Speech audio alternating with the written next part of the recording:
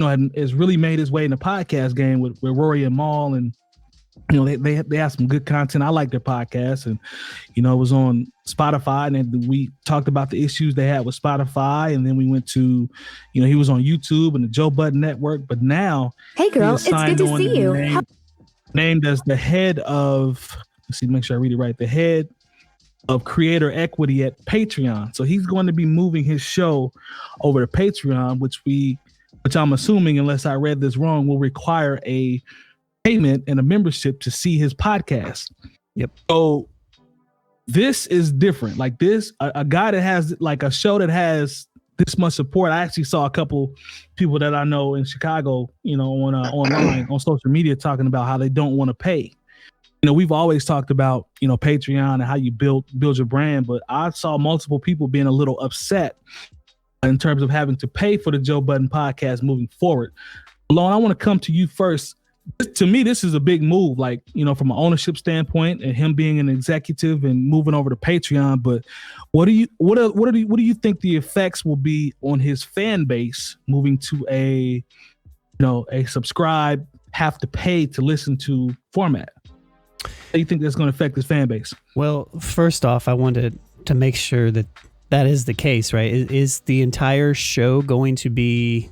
No. That's why I didn't think so. I thought Not the show? It was just certain exclusive content, additional content through the Patreon paywall. Okay. My apologies. I misspoke. My apologies. I thought he was taking the show over there. Okay. My apologies. Okay. Got it. Yeah. So okay.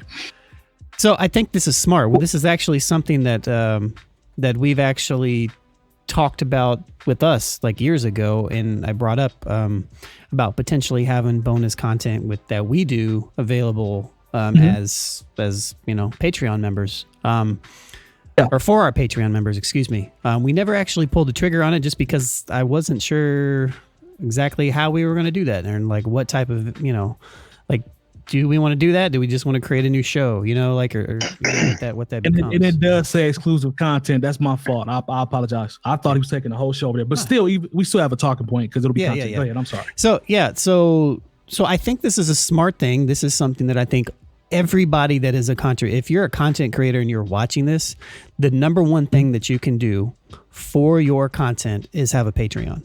And that is because it is fully crowd-based. You have full control over it. And even more so than YouTube, more so than Twitch, if you're a streamer or whatever you do, you get the most reward back monetarily from a Patreon account than you do anything else. If you think about Twitch, if you subscribe to us on Twitch right now, you can do it for free with Twitch Prime, right? But if you subscribe regularly for $5, we get $2.50 of that. Amazon takes 50% of that profit. Okay. If you are a Patreon member of ours for $1 or $2 or $5 or $6, or if you're one of our raffle people, we get 92% of that. So for all content creators in general, you have full control of how you distribute things, but at the same time, you can actually get a reasonable amount of income off of it depending on how you market it. So that's a long way to come back to say that I think it's a good idea for him to do this. It gives them more control, gives them more long-term revenue. And I'm looking at it here. It says he is given 3 membership tiers: the homies for $5 a month, family for $10, and friend of the show for $25. Now, I'm not sure if you get anything for those different amounts. But that's what I would guess, that, you get something different for each amount. So I think it's interesting, man. Yeah. I'm going to cut it short so we can keep moving, but maybe come back later. But what I'll say is that I'm curious as to what Budden's actual role will be with Patreon and what this actually means for him. I want to know what he's going to do for Patreon. Right. I think it brings more eyes on the platform. But what is he going to do? That's what I want to know. So, I mean, the release came out well, at least the way I took it, in my opinion, it looks like he has I guess you want to say a prominent role with them, moving forward. But to your point, I don't know what that describes, what he's going to do. Right. But I'm with you from a, monetary standpoint and branding and, expanding. I think is dope. I think this is a game changer because, him having a podcast that's successful, but still having exclusive content that you have to pay and have tiers. That's a little different. Like I'm very curious to see how this works, only because I've already saw a few people saying that they're not down with it because they were under the impression that I was under, that the show was going to go over there instead of the exclusive content. So reading definitely is fundamental. Jay Moore, jump in, man. What do you think about this as a person? I know we've talked about the Joe Budden podcast. You said you like it. Like, does this entice you to possibly go over and check out some of the content, or are you just going to rock with YouTube? Well, because I'll be honest, I'm a fan enough of the show that when they took all the new episodes and they stopped that partnership with Spotify, I was like, all right, well, how am I going to listen now? And now I have like the Google Podcast app, so I can listen to that and the Evening Jones with Bomani Jones. So those are two podcasts that were not available on Spotify. I got an app just to listen to those particular podcasts. And so if it's going to be exclusive content that's over there, I might think about at least joining it, the homie level, $5. The $5 holla. Okay. I mean, that's part of what, when I go running, I very rarely listen to music. I listen to podcasts. I want to get that information, whether it be something about sports or news or hip hop. I like to feed my brain another way, when I'm out doing workout. And plus, sometimes it keeps me motivated. I want to hear the end of the story or the end of a particular opinion on something. So I think this is, for the install base that he has, I think this is a brilliant move, especially if they're not trying to get his rights, if you will, and they came with a check. And they didn't say, okay, now you got to do this. You got to have this certain. He played the long game, and for all intents and purposes, it worked. Because apparently there were. Sounds like a partnership. Sounds like a legit partnership. We're just going to buy this. Yep. We're not going to give you any type of analytics as far as what your other than. Oh yeah, you were the number one podcast for this particular year, and then we don't give you any other analytics, but we still give Amy Schumer more money than you. I mean, I completely understand why, they had to get away from Spotify, and they weren't so quick to just partner with a Tidal or YouTube or because once again, for these particular platforms, they want you to sign over exclusivity and they want you to sign over rights, like to the point where you don't own your name or anything else. And it looks like he got a deal where he didn't have to sign over his rights, and he's able to have creative control, and it's a partnership as opposed to just, okay, now we own you as a product. So for whatever people think about Joe Budden or about Rory and Mal or whatever that they say on that, they have a following. It's very strong, and they stuck to their guns, and it looks like at the end of the day they won. So I got to give them props for that. Okay. Yep. Okay. Jay Diff, jump in there, man. What are your thoughts, man? Because it sounds like we think it's a win across the board. What you think?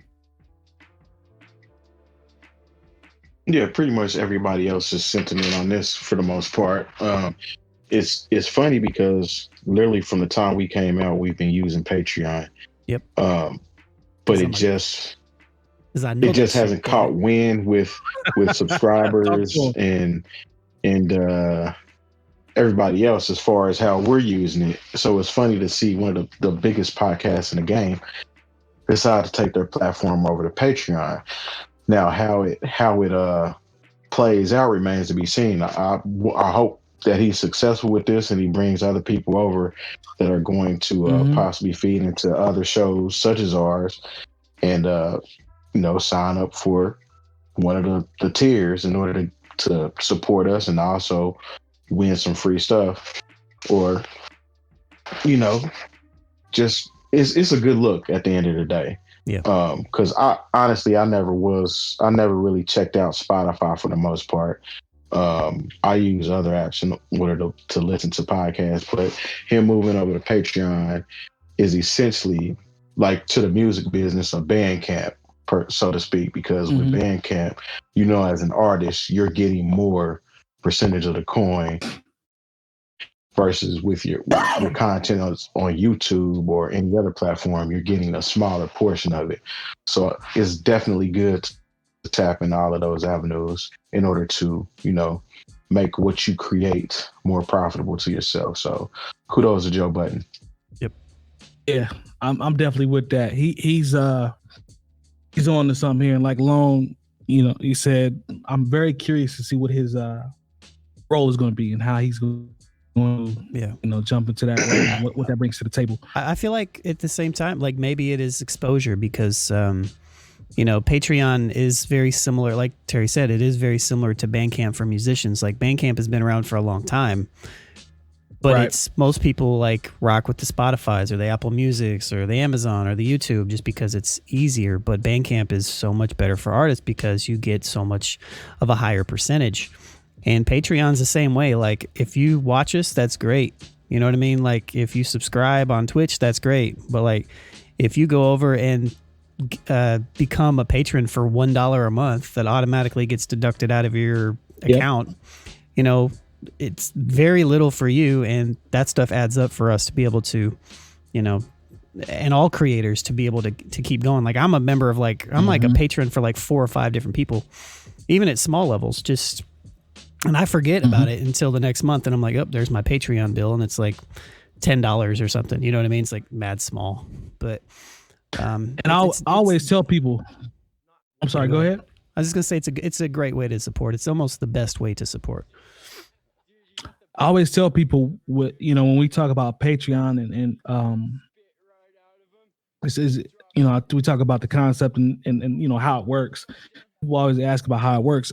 The best thing that you said was the fact that you don't even realize it. Like some of the levels are, like he said, the $5 homies level, or $3 or $1 a month. Like you'll fall into you'll spend that just going out to the gas station. You know what I'm saying? Like you don't really feel that amount, but that money adds up for when you get 100 people doing that. When you talk about equipment and expanding, and I mean, you got a new camera this week, so you can tell that's Patreon money. Come on, right man. There.